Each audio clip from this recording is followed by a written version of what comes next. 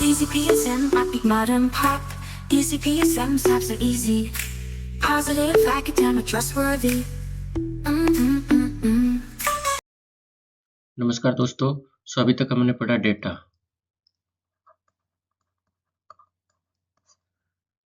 Data क्या होता है, डेटा के कितने टाइप्स होते हैं, ठीक है, और डेटा के क्या सोर्स होते हैं। डेटा क्वालिटेटिव और क्वांटिटेटिव डेटा होता है।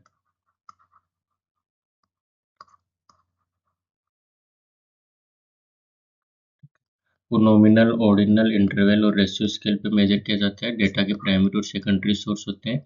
उसके बाद में हमने पढ़ा था डेटा का प्रेजेंटेशन। डेटा को टेबल से प्रेजेंट कर सकते हैं, ग्राफ से प्रेजेंट कर सकते हैं। ग्राफ में हमने पढ़ा था bar, pie, Venn diagram, histogram, frequency polygon, ogive curve, line chart, scatter plot, box and whisker, ये सब हमने पढ़े थे। और हमने देखा था कि जब हमें प्रिसीजन चाहिए तब टेबल बनाते हैं, और जब हमें विजुअल रिप्रेजेंटेशन चाहिए तब हम ग्राफ बनाते हैं, ठीक है। आज हम देखेंगे मेजर्स ऑफ सेंट्रल टेंडेंसी। जब हमें और ज़्यादा प्रिसीजन चाहिए डेटा का, और कोई एक वैल्यू चाहिए बीच में, टेबल में बहुत सारी वैल्यूज होगी, ग्राफ्स में भी बहुत सारी वैल्यूज होगी, जब हमें एक वैल्यू चाहिए तो उसको बोलते हैं सेंट्रल टेंडेंसी। डाटा की कोई एक वैल्यू जब हमें चाहिए तो उसको बोलते हैं सेंट्रल टेंडेंसी, ठीक है। मैंने आपको बताया था कि सपोज आप घूमने गए और उसके बाद में आपको प्रेजेंटेशन देना है, तो या तो आप टेक्स्ट कर सकते हो या फिर आप फोटो डाल सकते हो, ठीक है। तो फोटो बहुत सारी होगी, टेक्स्ट भी बहुत सारा हो गया, बहुत सारे टेक्स्ट आते हैं। आपका भी व्हाट्सएप ग्रुप होगा, आप फेसबुक पर होंगे, इंस्टाग्राम पे होंगे, उसमें से कोई एक पोस्ट या फोटो आप पिन करते हो। क्यों? क्योंकि आप चाहते हो कि ज़्यादातर आपके फॉलोअर्स जो हैं, या आपके जो फ्रेंड्स हैं, या आपके जो पीयर्स हैं, उनका ध्यान उस पिन पोस्ट पे जाए, ठीक है। उस पिन पोस्ट पे जाए और उसी पिन को आप मान लो कि वो सेंट्रल टेंडेंसी होगी, ठीक है।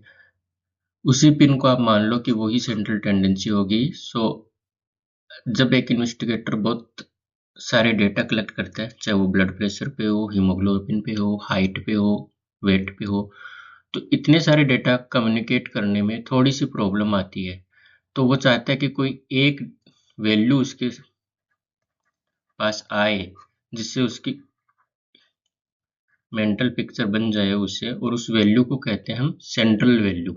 वो कोई भी वैल्यू हो सकती है, कैसी होगी वो हम आगे पढ़ेंगे, बट कोई एक वैल्यू उसे मिल जाए तो उसको आइडेंटिफाई होगा कम्युनिकेट करने में, प्लानिंग करने में।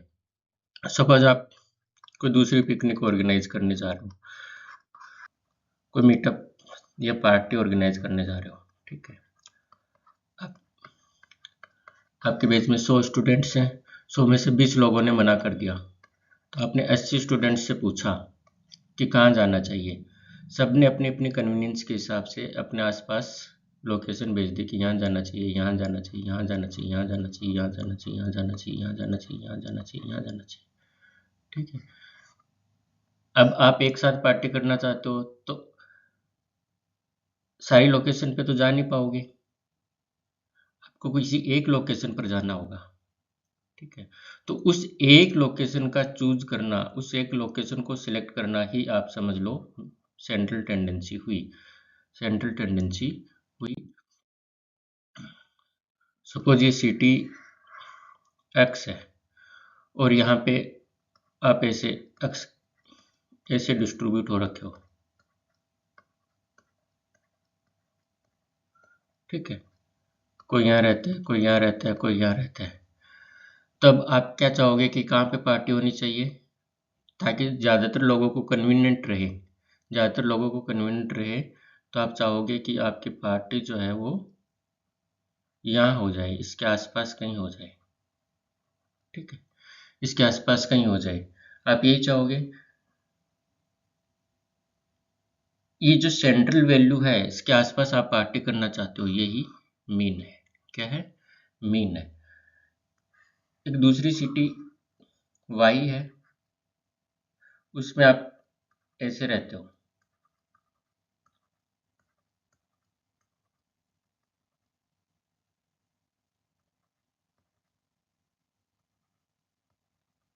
ठीक है। अब आप सेंट्रल लोकेशन ये होगी, यहाँ पे पार्टी करना चाहोगे। अगर यहाँ पार्टी करना चाहोगे तो क्या प्रॉब्लम आएगी कि ये सेंटर में तो जगह है, लेकिन ज़्यादातर लोग यहाँ रह रहे हैं। ये सेंटर में इसलिए आई क्योंकि एक आदमी जो है, एक स्टूडेंट जो है वो बहुत दूर रह रहा है। उस एक स्टूडेंट के कारण ये सेंटर जो है वो बहुत दूर आ गया। तो ये तो अच्छा कॉन्सेप्ट नहीं है, ये अच्छी लोकेशन का चूज हमने नहीं किया। तो इसको जो कहते हैं, इस लोकेशन को जो हमने चूज किया उसको कहते हैं मीन, ठीक है। इसको कहते हैं मीन, बट ये सही नहीं है। इसकी बजाय हमें एक ऐसी जगह चूज करनी चाहिए जो ट्रेवल करें तो ज़्यादातर लोगों के बीच में आ जाए, ठीक है। इधर से लोग चलें, इधर से लोग चलें, तो ज़्यादातर लोगों के बीच में आ जाए, ऐसी जगह को हमें सिलेक्ट करना चाहिए। तो सपोज वो जगह आ गई, ये आ गई, ठीक है। सपोज वो जगह ये आ गई, ठीक है। तो जो दोनों के बीच में आ गई, आधे इधर हो गए आधे इधर हो गए, उस जगह को कहेंगे मीडियन। क्या कहेंगे? मीडियन। उस जगह को कहेंगे मीडियन। और तीसरा हम कर सकते हैं कि हम जो है, क्यों ना ज़्यादातर लोग जहाँ रह रहे हैं, जिस एरिया में ज़्यादातर लोग रह रहे हैं उसी को कर लें, वहीं पे कर लें। तो जहाँ ज़्यादातर लोग रह रहे हैं, अगर उस जगह को सिलेक्ट करते हैं तो उसको, जहाँ ज़्यादातर लोग रह रहे हैं अगर उस जगह को सिलेक्ट करते हैं तो उसको बोलते हैं मोड। उसको क्या बोलते हैं? मोड। तो सेंट्रल टेंडेंसी, हमें किसको एक सेंट्रल वैल्यू चाहिए, तो 3 टाइप के सेंट्रल वैल्यू होते हैं, mean, median and mode. Mean जो 3 टाइप का होता है, arithmetic mean, geometric mean and harmonic mean. Okay, so अब हम पढ़ेंगे मीन।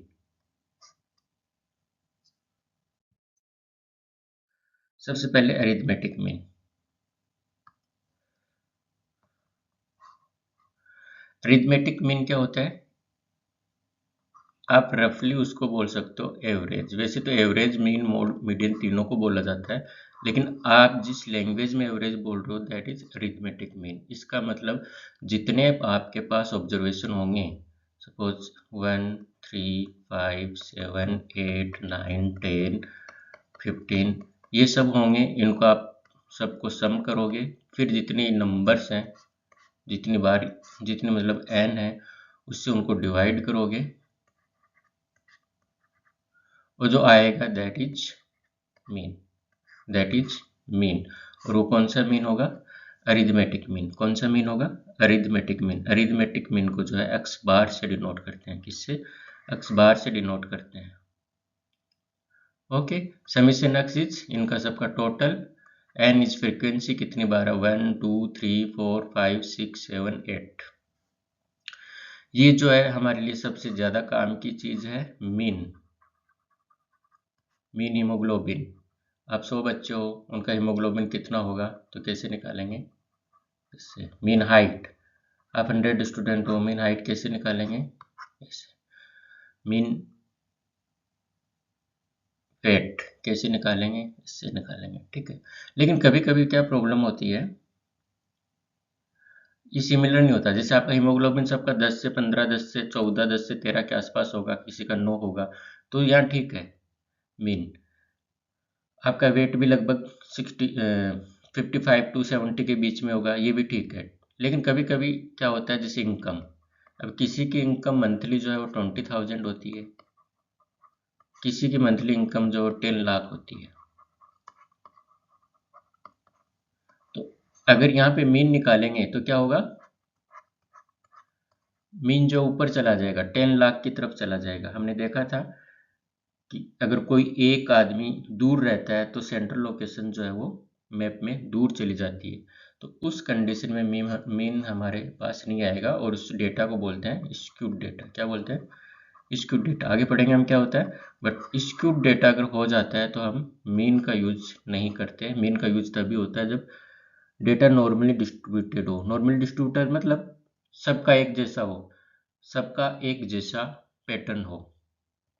ओके, सबका एक जैसा, जैसे आपका सबका वेट 55 टू 70 के बीच में आ रहा है तो हम मीन निकाल लेंगे। लेकिन अगर आप में से किसी एक पर्सन का वेट जो है वो बहुत ज़्यादा हो गया, सपोज 125 या 130 हो गया किसी एक का, तो फिर मीन काम का नहीं होगा, क्योंकि वो 120 130 अकेला जो है वो मीन को ऊपर लेके चले जाएगा, और आपका एवरेज वेट जो है, मीन वेट जो है वो 80 85 आ जाएगा। तो अब तो सभी को और कोई सुनने में लगेगा कि इस बैच का मीन वेट जो 80 85 है, तो सुनने में थोड़ा अटपटा लगेगा कि ये तो सब लोग ओबेस हो गए। गलत इंटरप्रिटेशन हो जाएगा। इसलिए जब डेटा स्क्यूड हो, नॉर्मल डिस्ट्रीब्यूटेड नहीं हो, तो हम मीन यूज नहीं करते। ठीक है, तो ये हम डिस्कस कर चुके हैं कि मीन जब है वो कैसे निकालते हैं। जब हमें डेटा ऐसे दिया हो तो हम इस प्रकार से मीन निकालते हैं। तो इसका मीन कैसे निकालेंगे, ये ट्यूबरकुलिन टेस्ट दिया हुआ है, इसका मीन हम कैसे निकालेंगे।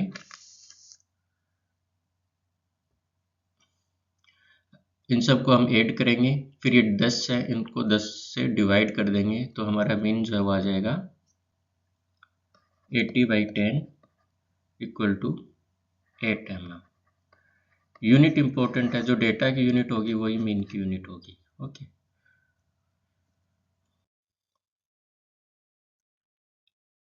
स्टॉक इंडेक्स वैल्यूज यहाँ पे दी गई हैं, इतने सारे ऑब्जर्वेशंस दिए गए हैं, 18 ऑब्जर्वेशन है ये।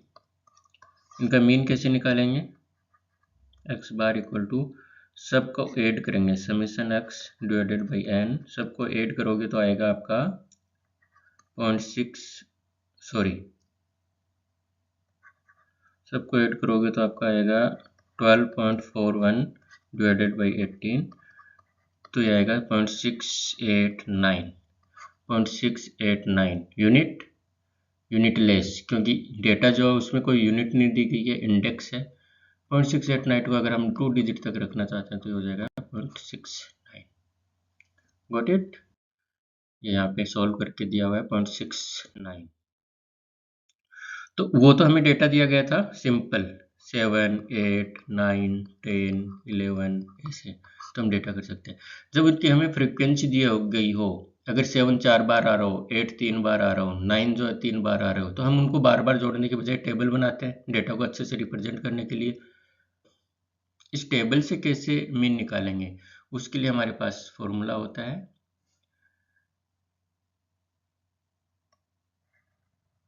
पहले तो हम जो फ्रीक्वेंसी है और जो एक्स है उसको मल्टीप्लाई करेंगे। ठीक है, उसको मल्टीप्लाई करेंगे 6 × 5 30, 7 × 4 28, 8 × 4 32, 9 × 3 27, 10 × 2 20, सबको मल्टीप्लाई कर दिया। तो और नीचे n से इसको डिवाइड कर देंगे। ठीक है, n कितना होगा, ये टोटल होगा F1 to F2, F1 plus F2 plus F3 plus F4 plus F5, ये सब जो होगा, तो हमारे पास फॉर्मूला आएगा mean equal to summation of x1 F1, this one is x1 F1, this value x2 F2, this value is x2 F2, x3 F3, this value is x3 F3 up to xn fn, जितना होगा उतना 29 और नीचे divided by f1 f2 f3 fn, और ये n है। तो mean क्या आ जाएगा अपना, x bar equal to summation f x divided by summation of f या n। ओके, ये हमारे पास डेटा है सब। पहले यहाँ पे हमने xf निकाल लिया। अब हमने इंडिविजुअल डेटा सीरीज देख ली। इंडिविजुअल डेटा सीरीज के बाद में उनके फ्रीक्वेंसी देख ली। 7 जो 4 टाइम्स रिपीट हो रहा है, 8 जो 3 टाइम्स रिपीट हो रहा है, 9 जो 2 टाइम्स रिपीट हो रहा है। अब अगर यही डेटा, ये number 1 type of data, number 3 यही डेटा फिर क्लास इंटरवल में आ जाइए, जैसे 7 to 10 जो वो 5 बार आ रहा है, 11 to 15 जो है वो 4 बार आ रहा है, 16 to 20 जो है वो 5 बार आ रहा है। इसका मीन कैसे निकालेंगे हम? इसका मीन कैसे निकालेंगे? उसके लिए फॉर्मूला होता है summation f m divided by summation f. Summation f क्या हुआ? नंबर, जितनी फ्रीक्वेंसी होंगी उन सबका टोटल। ओके, एफ एम क्या होगा? एफ एम उस क्लास इंटरवल की frequency multiplied by m, mid value of those class interval. तो अगर हम इस रो की बात करें तो इसकी frequency 5, mid value is 8.5। Okay, so this is F1M1। ऐसे इसका आ जाएगा F2M2, इसका आ जाएगा F3M3। इन सब को ऐड करेंगे, इन सब का सम करके टोटल फ्रीक्वेंसी से अगर हम डिवाइड कर देंगे, that is mean, and formula is mean equal to summation FI divided by summation FI। Let's take an example. यहाँ पे फ्रीक्वेंसी दी हुई है, क्लास इंटरवल दी हुई है, तो सबसे पहले हम क्या करेंगे? मिड वैल्यू निकालेंगे। मिड वैल्यू निकालने के बाद में एफ से मल्टीप्लाई करेंगे, तो यहाँ पे आ जाएगा FIMI। ओके, तो हमने मिड वैल्यू निकाली, इसकी मिड वैल्यू आ गई, क्लास इंटरवल की मिड वैल्यू आ गई 2.2, इसकी 2.7, 3.2, 3.7, 4.2, 4.7। ये हमें एफ दिया हुआ था पहले से, इन दोनों को मल्टीप्लाई कर दिया, इन दोनों को मल्टीप्लाई किया तो हमारे पास ये वैल्यू आ गई। ऐसे इन दोनों को मल्टीप्लाई किया तो ये वैल्यू आ गई। ऐसे सबको मल्टीप्लाई कर दिया। अब हम फॉर्मूले की तरफ चलते हैं। Formula is summation FIMI। Summation FIMI ये है, इन सब का total is 1543 divided by n, और समीशन FI इज 470 से हम डिवाइड कर देंगे, that is 3.82। 3.82 is the weight in kilogram. ठीक है, तो इस डेटा का जो वेट कितना है, मीन कितना है? 3.28। कितना है? 3.28 इस क्लास इंटरवल में कहीं है, that is the mean of this data series. Okay, so अब हमने मीन की बात कर ली। Mean is the central value. अगर आप पार्टी प्लान कर रहे हो और उसमें जो सेंट्रल में लोकेशन आएगी, दैट इज मीन। ये जो लोकेशन आएगी दैट इज मीन। वैसे इसका मीन अगर निकालेंगे तो सबसे पहले हम क्या करेंगे? मिड वैल्यू निकालेंगे। मिड वैल्यू इसमें आ जाएगी 7, 10, 13, फिर उनको FX करेंगे, FMI करेंगे, फिर summation FIMI divided by summation F is mean. Summation FIMI is 2580, summation F is 300। इसको सोल्व करेंगे तो जो आएगा दैट इज मीन इन ग्राम पर डेसीलीटर और ग्राम परसेंटेज हीमोग्लोबिन पूछा है। Now median. आपने देखा होगा कि जो सेंट्रल लोकेशन आएगी वो होगी मीन, सेंट्रल लोकेशन आएगी वो होगी मीन, और आपका मीन आ रहा है कहीं ये पे। ठीक है, यहाँ क्यों आ रहा है ये लोकेशन, इधर क्यों खिसक गई? क्योंकि दो स्टूडेंट जो बहुत दूर रहते हैं, तो इसके कारण ये लोकेशन बीच में खिसक गई। अगर इन दो लोगों को नज़रअंदाज कर दिया जाए तो सेंट्रल लोकेशन कहीं यहाँ पे आएगी। तो बेटर कौन सा रहेगा?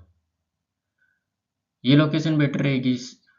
ठीक, क्योंकि इन दो को ज़्यादा प्रॉब्लम होगी बाकी सबको इतनी प्रॉब्लम नहीं होगी। तो इन दोनों को अगर नज़रअंदाज कर दिया जाए और फिर कोई एक सेंट्रल वैल्यू निकाली जाए, दैट इज मीडियन।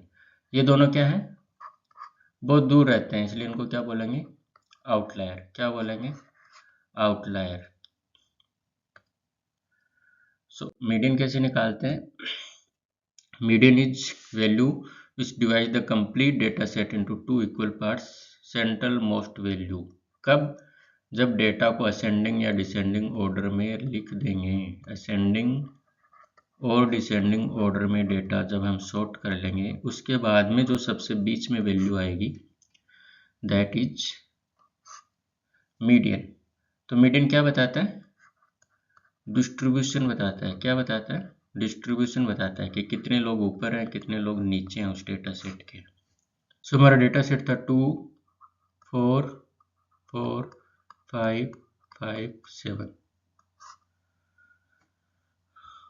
ओके, सब जो अब हमारा थर्ड एंड फोर्थ का arithmetic mean, third and fourth का अरिथमेटिक मीन इज थर्ड पे 4 एंड फोर्थ पे 5, इन दोनों का arithmetic mean is 3.5। So 3.5 is the mean. So अब formula for mid when n is odd, then it is n by 1 plus tooth value, and when it is even then it is arithmetic mean of n divided n by tooth value and n by 2 plus 1 plus की जो value होगी उन दोनों का arithmetic mean.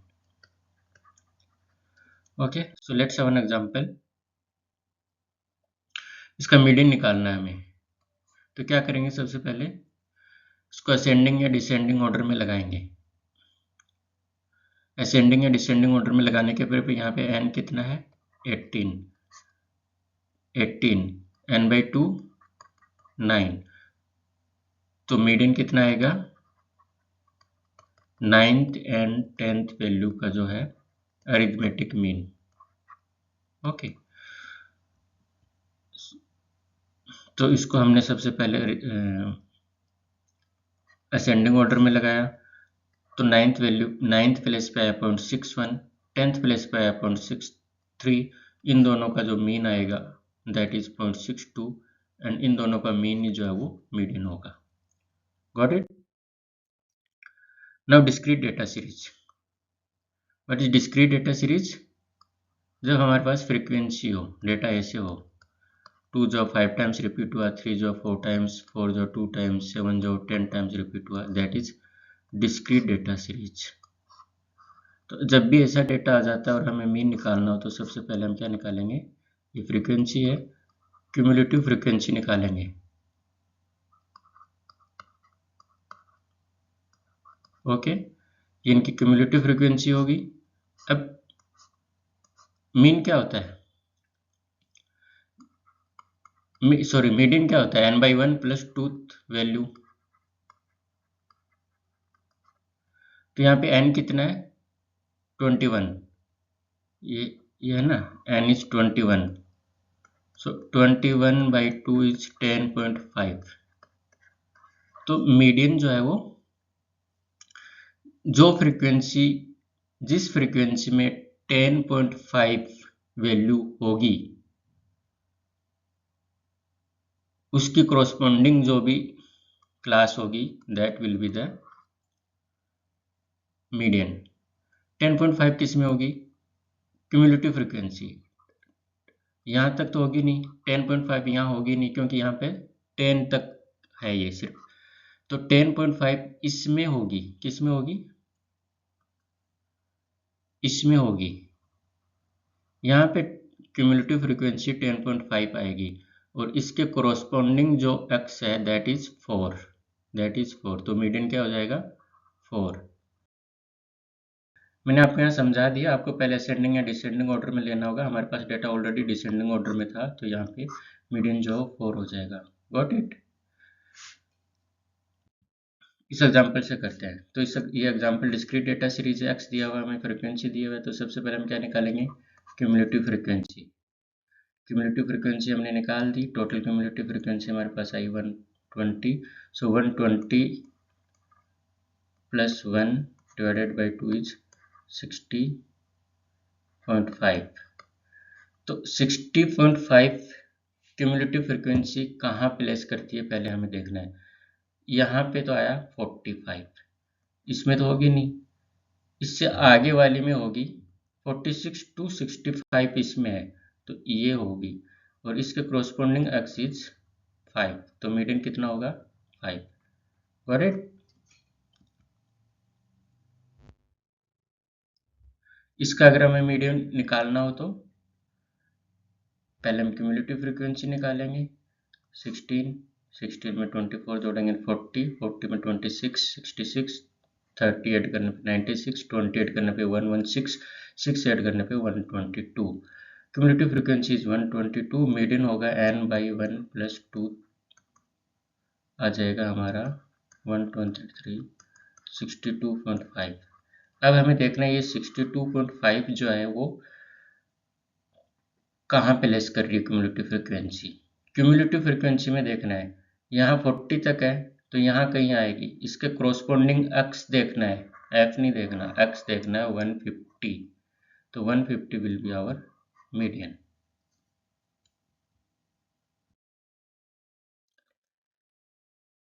अभी तक हम पढ़ रहे थे डिस्क्रीट डेटा सीरीज 2, 3, 4, 7, इनकी फ्रिक्वेंसी दी हुई थी 7, 3, 2, 1। अगर हमें क्लास इंटरवल दिया हो 10 to 15, 16 to 20, 21 to 27, 21 to 25, 26 to 30, इनकी फ्रीक्वेंसी दी हो 7, 3, 2, 3, तो इनका मीडियन निकालने के लिए क्या करेंगे, वही सबसे पहले अगर हमें फ्रीक्वेंसी दी हुई है तो क्यूमुलेटिव फ्रीक्वेंसी निकालेंगे। क्यूमुलेटिव फ्रीक्वेंसी निकालेंगे 7, 10, 12, 15, फिर n/1 + 2 करेंगे तो यहाँ पे आ जाएगा 16/2 is 8।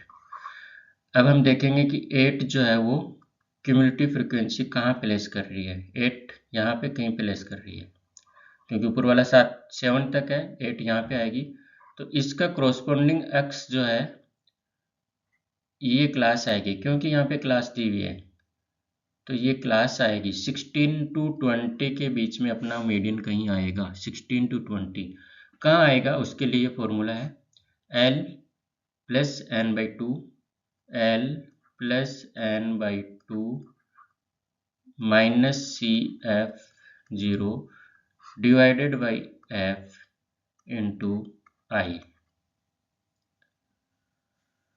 Okay, L median is L + n/2 - CF0 into I divided by F। Got it. L क्या है, lower class of the median class interval. Median class interval हमने आइडेंटिफाई कर दिया था 16 to 20 है, इसकी लोअर क्लास होगी 16। n/2 हमने निकाला, n/2 जो है वो आएगा n15 है तो n/2 7.5 आ जाएगा। CF0 क्लास इंटरवल से पहले वाली क्लास की क्यूमुलेटिव फ्रीक्वेंसी, क्लास इंटरवल ये है, इससे पहले वाले की क्यूमुलेटिव फ्रीक्वेंसी इज 7। I जो है क्लास इंटरवल, यहाँ पे I जो है वो 15 - 10 is 5। F frequency of the median class, median class हमने आइडेंटिफाई कर ली, इसकी frequency is 3। Got it. So the formula is L + n/2 - CF0 divided by F into I। और इस फॉर्मूला से जब आप निकालोगे तो आपका जो मीडियन आएगा वो इसके बीच में कोई वैल्यू आएगा, क्योंकि मीडियन क्लास इंटरवल आपने पहले ही आइडेंटिफाई कर लिया है, आपको सिर्फ अब मीडियन निकालना है। Got it.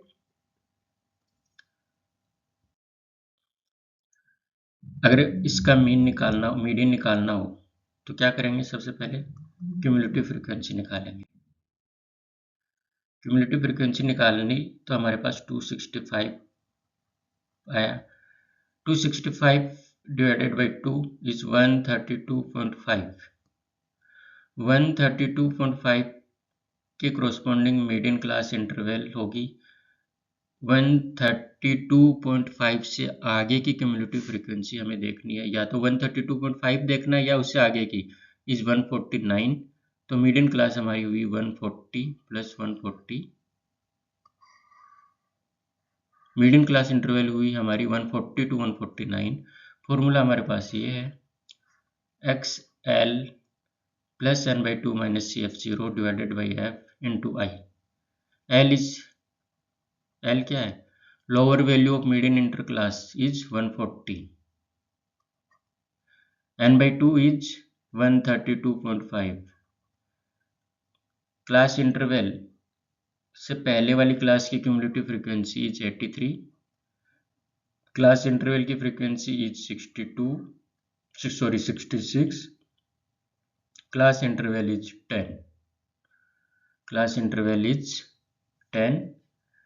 तो अब इसको सॉल्व करेंगे तो इट विल कम 147.5, और मैंने क्या कहा था, जिस क्लास इंटरवल है उसके बीच में मीडियन आएगी, तो 147.5 इसके बीच में आएगा। Got it? Now mode. तो आपने देखा था कि ये सिटी है, इसमें आप लोग ऐसे रह रहे थे, आपने पिकनिक प्लानिंग की, 2 लोग इधर रह रहे थे, तो अगर आप ये जगह सेलेक्ट करते तो वो मीन होता। आपने ये जगह सेलेक्ट की क्योंकि ये सबके लिए बराबर डिस्टेंस पे है, इन दोनों को अगर इग्नोर कर दें तो। लेकिन जहाँ ज़्यादातर लोग रह रहे हैं, सपोज यहाँ पे ज़्यादातर लोग रह रहे हैं और आपने कि ज़्यादातर लोग जहाँ रह रहे हैं वहीं चले जाते हैं ताकि इन लोगों को मूव ही नहीं करना पड़े, और अगर आपने ये जगह सिलेक्ट की जहाँ पे ज़्यादातर लोग रह रहे हैं, देन इट इज मोड, क्या होगा? मोड। सो ये मीन था, ये मीडियन और ये मोड। Got it? तो मोड क्या हुआ? Mode is the value that occurs most frequently, जहाँ पे बहुत ज़्यादा लार्ज नंबर ऑफ ऑब्जर्वेशंस हो when the researcher wants to designate the value that occurs most often. Bimodal भी हो सकता है, इसका मतलब 2 भी मोड हो सकते हैं।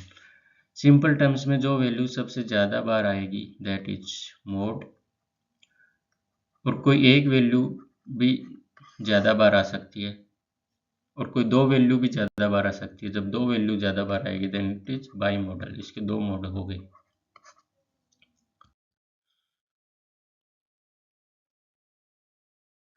ये डेटा है, ओके। फ्रीक्वेंसी दी हुई है, ग्लूकोज वैल्यू दी हुई है और फ्रीक्वेंसी दी हुई है। अब इसमें मोड देखना है, तो मोड देखने के लिए सिंपल, सबसे ज़्यादा फ्रीक्वेंसी किसकी है? 3, तो मोड क्या हो जाएगा? 93। क्या होगा? 93। 93। अगर यही फ्रीक्वेंसी क्लास इंटरवल के साथ आए 7 to 10, 11 to 13, 13 to 14, तो इनमें से किसी 13 to 16, 17 to 20, ठीक है, कोई भी क्लास इंटरवल आए तो इसमें से जिसकी फ्रीक्वेंसी सबसे ज़्यादा आएगी, सपोज इसकी सबसे ज़्यादा आई, तो ये मॉडल क्लास हो जाएगी। अब मोड जो 13 to 16 के बीच में कहीं आएगा, लेकिन क्या आएगा उसके लिए फॉर्मूला होगा L plus F1 minus F0 divided by F1 minus F0 plus F1 minus F2 into I. L is lower limit of the model class, F1 is the frequency of model class, F0 is the frequency of the pre-model class, model class से पहले जो model class है उसकी frequency, F2 is the frequency of post model class, I is the class interval. Got it?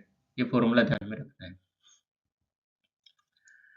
ये दिया हुआ class interval, दिया हुआ है हमें, फ्रीक्वेंसी दी हुई है। सो इसमें एक्सक्लूसिव क्लास इंटरवल निकाल लिया इन्होंने 0.5 को करके, अगर जैसे इसमें 0.5 पहले लेके अगर हम निकालते हैं तो एक्सक्लूसिव क्लास इंटरवल होगा, कि उन्होंने पहले से ही डिफाइन कर दिया कि 97 तक है ये, लेकिन 98 आया तो कहाँ आएगा? इसमें आएगा। तो 97 से पहले जितने भी वैल्यू आएंगी वो 98 से पहले जितने भी वैल्यू आएंगी ऊपर वाली क्लास इंटरवल में आएंगी, और इनके पास स्केल जो 0.5 पे है, 0.5 पे है, मतलब मिनिमम वैल्यू 500 ग्राम ये ले सकते हैं।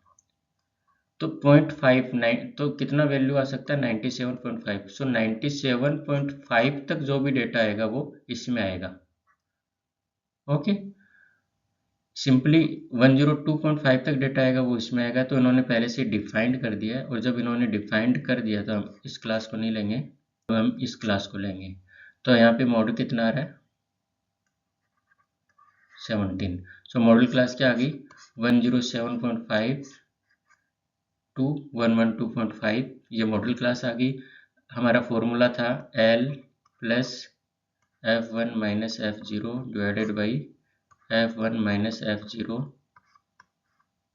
Plus F2 minus F1 sorry F1 minus F2 into I। तो L 107.5, F1 is the model class का फ्रीक्वेंसी 17, F0 इज द उससे पहले वाली 12, F2 इज द 14 और I जो है वो 5। तो हमारे पास आएगा 110.63। 110.63 जो हमने मॉडल क्लास आइडेंटिफाई की थी उसके बीच में आना चाहिए, उसी के बीच में आ रहा है। तो हम अब श्योर हो सकते हैं कि हम सही कैलकुलेट कर रहे हैं। ओके, सो हमने मीन, मोड और मीडियन तीनों पढ़ लिए हैं। ये जो है इसका मोड क्या आएगा,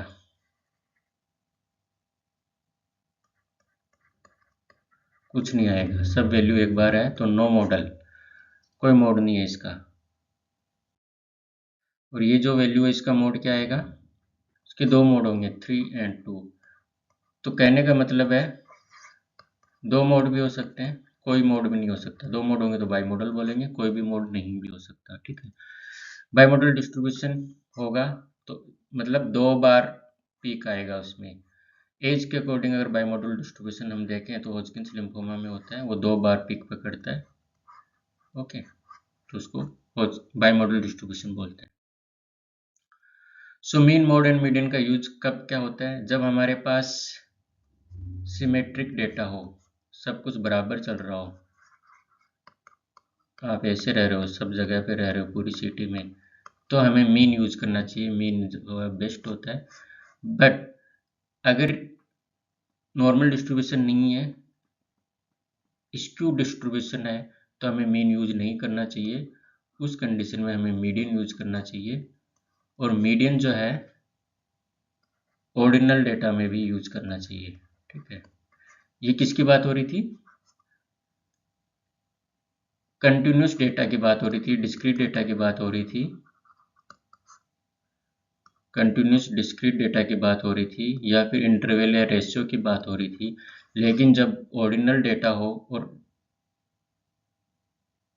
continuous data not normal distributed हो तो हमें मीडियन यूज कर सकते हैं। और मोड हम मोस्ट कॉमन फ्रीक्वेंसी देखने के लिए या फिर कैटेगरिकल डेटा में जो है हम मोड यूज करते हैं। इसके अलावा हमने बात की थी मीन में हार्मोनिक मीन और जियोमेट्रिक मीन। जब हमारे पास लॉग स्केल पे हो, जैसे एंटीबायोटिक बैक्टीरिया जो है वो कैसे ग्रो करते हैं, 10 की पावर 3, 10 की पावर 4, 10 की पावर 5, एक्सपोनेंशियल ग्रोथ होती है। तब हमारा अरिथमेटिक मीन काम नहीं करता, उस कंडीशन में हमें ज्योमेट्रिक मीन यूज करना चाहिए। और हार्मोनिक मीन जो है वो होता है जब हमारे पास किसी इवेंट की जो वो स्पीड सेम नहीं होती। सपोज आपको 60 किलोमीटर ट्रेवल करना है, 60 किलोमीटर ट्रेवल कर लिया, पहली 30 किलोमीटर जो है आपने 60 किलोमीटर पर आवर से की स्पीड से ट्रेवल की, दूसरी 30 किलोमीटर जो है वो आपने 30 किलोमीटर पर आवर की स्पीड से की।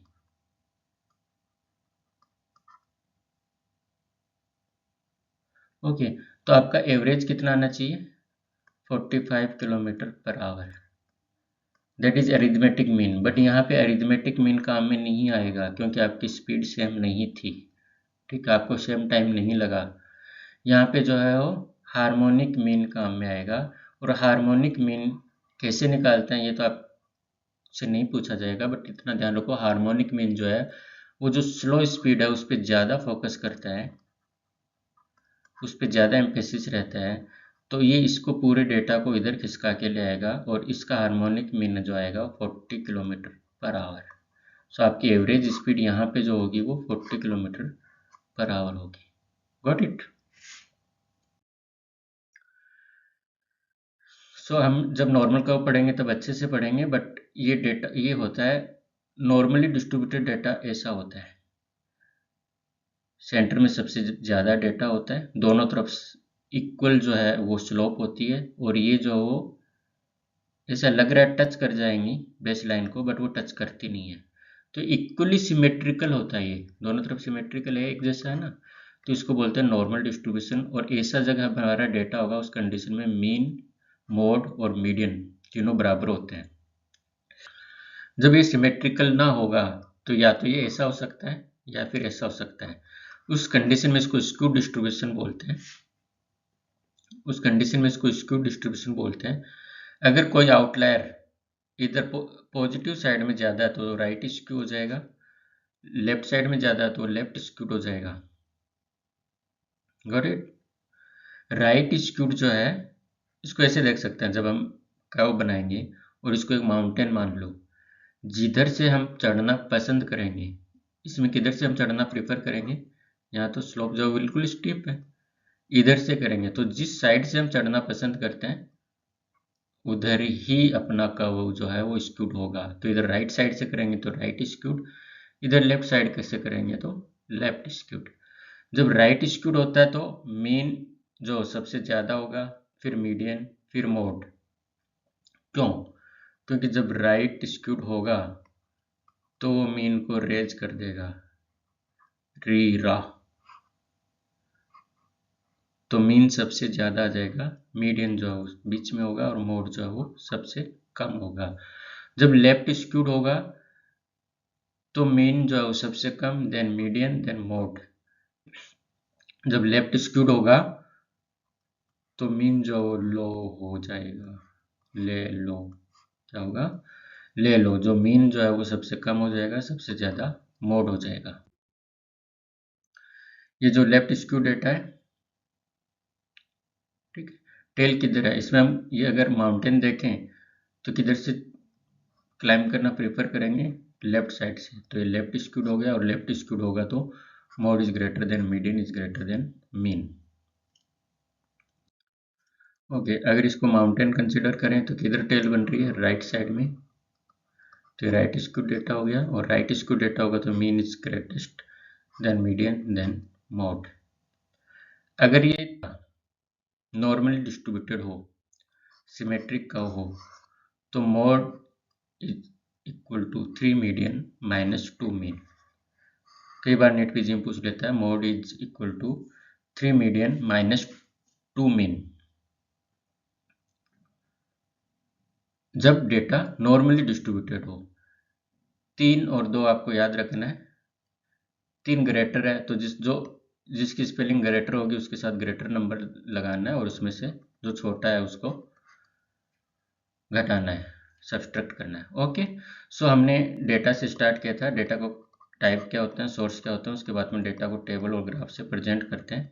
उसके बाद में हमें कोई पिन वैल्यू चाहिए इनकी, तो उसको हम सेंट्रल टेंडेंसी कहते हैं, जिसमें मीन, मोड और मीडियन पढ़ते हैं।